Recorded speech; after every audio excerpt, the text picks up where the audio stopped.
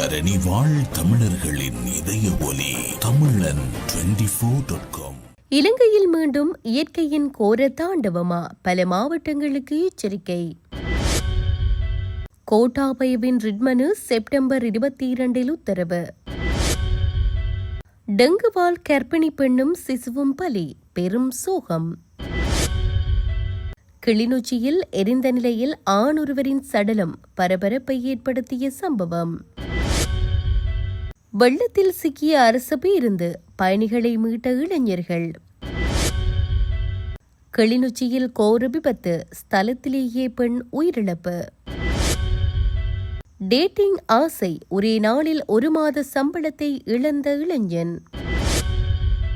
கடவுளின் குழந்தை முதலமைச்சர் விஜய், கொண்டாடும் மக்கள்.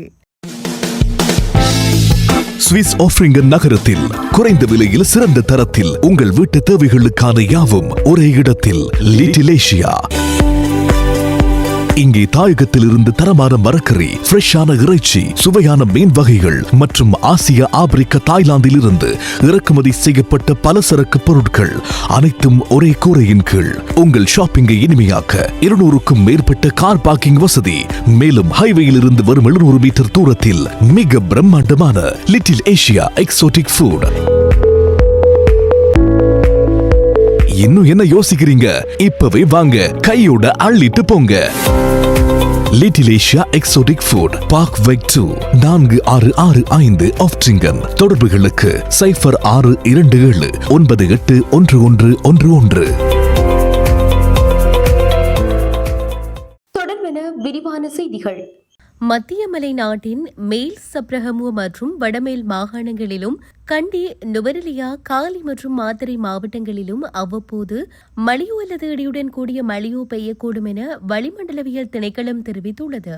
இன்று பிற்பகல் 2 மணிக்கு வெளியிடப்பட்ட புதிய வானிலை முன்னறிவிப்பில் சப்ரகமுவ மாகாணம் மற்றும் கண்டி, நுவரெலியா மாவட்டங்களின் சில பகுதிகளில் 100 மில்லிமீட்டருக்கும் அதிகமான கனமழை பெய்யக்கூடும் என எச்சரிக்கப்பட்டுள்ளது. வடமத்திய மாகாணத்தில் பல தடவைகள் மழை பெய்யும் எனவும் ஊவா மற்றும் கிழக்கு மாகாணங்கள் மற்றும் முல்லைத்தீவு மாவட்டத்தின் பல பகுதிகளில் பிற்பகல் 2 மணிக்கு பின்னர் மழை அல்லது இடியுடன் கூடிய மழை பெய்யக்கூடும் எனவும் தெரிவிக்கப்பட்டுள்ளது.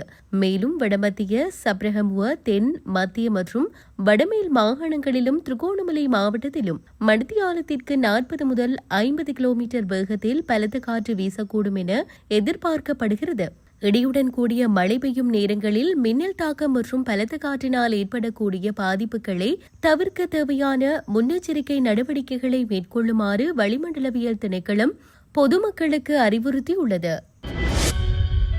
உயிர்த்த ஞாயிறு பயங்கரவாத தாக்குதல் சம்பவம் தொடர்பான விசாரணைகளுக்கு அமைய தம்மை கைது செய்து தடுத்து வைப்பதற்கு தடுக்கும் உத்தரவை பிறப்பிக்குமாறு கோரி முன்னாள் ஜனாதிபதி கோட்டாபய ராஜபக்ஷ தாக்கல் செய்த ரிட் மனுவை பரிசீலித்து நிறைவு செய்த மேல்முறையீட்டு நீதிமன்றம் இம்மனுவை விசாரணைக்கு ஏற்பதா இல்லையா என்பது தொடர்பான உத்தரவை செப்டம்பர் மாதம் 22ஆம் தேதி அறிவிப்பதாக தெரிவித்துள்ளது. இவ்வழக்கு தொடர்பான எழுத்துப்பூர்வ சமர்ப்பணங்கள் ஏதேனும் இருப்பின் அவற்றை இம்மாதம் 31ஆம் தேதிக்கு முன்னர் தாக்கல் செய்யுமாறும் நீதிபதிகள் குழாம் உத்தரவிட்டுள்ளது. கிளிநொச்சி இரணைமடு குளத்தை அண்மித்த காட்டுப்பகுதியில் எரிந்த நிலையில் ஆணொருவரின் சடலம் அடையாளம் காணப்பட்டுள்ள சம்பவம் பரபரப்பை ஏற்படுத்தியுள்ளது. ஒன்று திங்கட்கிழமை குறித்து சடலம் அடையாளம் காணப்பட்டுள்ளதாக போலீசார் தெரிவித்தனர். உயிரிழந்தவர் தொடர்பில் தகவல் வெளியாகாத நிலையில் சம்பவம் தொடர்பில் கிளிநொச்சி போலீசார் விசாரணைகளை ஆரம்பித்துள்ளனர். கிளிநொச்சி இயக்கச்சி பகுதியில் இடம்பெற்ற விபத்தில் பெண் ஒருவர் சம்பவ இடத்திலேயே உயிரிழந்துள்ளார். இயக்கச்சி சந்தி பகுதியில் இருந்து கோவில் வயல் செல்லும் பிரதான வீதியில் இன்று காலை குறித்த விபத்து இடம்பெற்றுள்ளது. மோட்டார் சைக்கிள் ஒன்றும் கைஸ் வாகனம் ஒன்றும் மோதி விபத்துக்குள்ளானதில் மோட்டார் சைக்கிளில் பயணித்த பெண்ணே இவ்வாறு உயிரிழந்துள்ளார். இந்த நிலையில் விபத்து சம்பவம் தொடர்பில் பளை காவல்துறையினர் விசாரணைகளை முன்னெடுத்து வருகின்றனர். உயிரிழந்தவரின் சடலம் உடற்கூற்று பரிசோதனைகளுக்காக கிளிநொச்சி மாவட்ட பொது வைத்தியசாலையில் ஒப்படைக்கப்பட்டுள்ளமை குறிப்பிடத்தக்கது. கனமழை மற்றும் மோசமான வானிலை காரணமாக நாவலப்பிட்டிய பாலந்தோட்ட பகுதியில் பெருகி வரும் வெள்ள நீரால் சூழப்பட்ட அரசு பேருந்தில் சிக்கியிருந்த பயணிகள் மீட்கப்பட்டனர். சமூக ஊடகங்களில் பரவி வரும் காணொளிகளில் வெள்ள நீர் அப்பகுதியை வேகமாக மூழ்கடித்து நீர்மட்டம் தொடர்ந்து உயர்ந்து கொண்டே இருந்ததால் பேருந்தில் சிக்கிக்கொண்டு காணப்பட்டது. நாவலப்பிட்டியவை சேர்ந்த இளைஞர்கள் குழு ஒன்று ஒரு சரக்கு வண்டியை பயன்படுத்தி பயணிகளை பாதுகாப்பாக வெளியேற்றி மீட்பு பணிக்கு உதவ முன்வந்தது.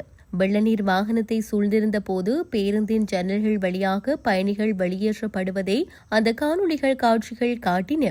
மோசமடைந்து வந்த வானிலைக்கு மத்தியில் இளைஞர்களின் விரைவான நடவடிக்கையும் துணிச்சலும் ஒரு பெரும் துயர சம்பவத்தை தடுக்க உதவியது. இலங்கையில் டெங்கு பாதிப்பு தீவிரமடைந்து வரும் நிலையில் கர்ப்பிணி பெண்ணொருவரும் அவரது 7 மாத கருவில் இருந்த குழந்தையும் டெங்குவால் உயிரிழந்துள்ளனர்.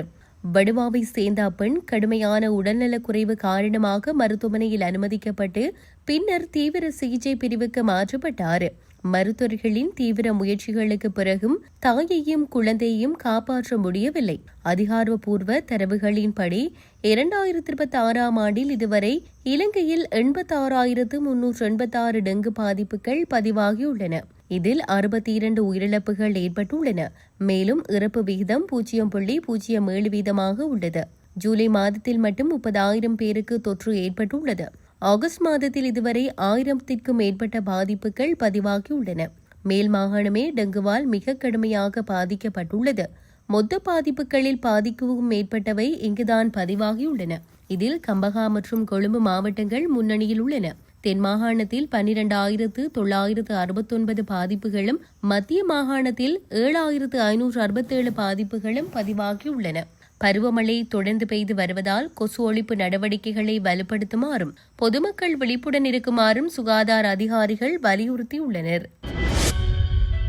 டெல்லியில் டேட்டிங் செயலி மூலம் இணையத்தில் அறிமுகமான பெண்ணொருவரை சந்தித்த இளைஞருக்கு முதல் நாளில் 20,500 ரூபாய் செலவான சம்பவம் சமூக வலைதளங்களில் பெரும் விவாதத்தை ஏற்படுத்தியுள்ளது. இணையத்தில் அறிமுகமான பெண்ணை சந்திக்க சென்ற அந்த இளைஞர் குறிப்பிட்ட ஒரு பப்புக்கு செல்லுமாறு அறிவுறுத்தப்பட்டார். அங்கு மது அருந்தாத போதிலும் அந்த பெண் சாம்பெயின் மற்றும் ஹுக்கா என விலையுயர்ந்த பொருட்களை தாராளமாக ஆர்டர் செய்துள்ளார். இறுதியில் பில் தொகை 20,500 ரூபாவை தாண்டிய போது பில் வரும் நேரத்தில் அந்த பெண் கழிவறைக்கு சென்றுவிட்டதாக அவர் வேதனையுடன் தெரிவித்தார். பணத்தை இழந்ததை விட தனது வருகையை தங்களுக்கு சாதகமாக பயன்படுத்தி பில்லை கட்ட வைக்கும் இதுபோன்ற முறைகளை கையாண்டதுதான் தன்னை மிகவும் காயப்படுத்தியதாக அவர் குறிப்பிட்டுள்ளார். இந்த பதிவை பார்த்த பல சமூக வலைதள பயனர்கள் இது டெல்லி NCR பகுதியில் பரவலாக அரங்கேறி வரும் ஒரு பிரபலமான டேட்டிங் ஆப் மோசடி என்று எச்சரித்துள்ளனர்.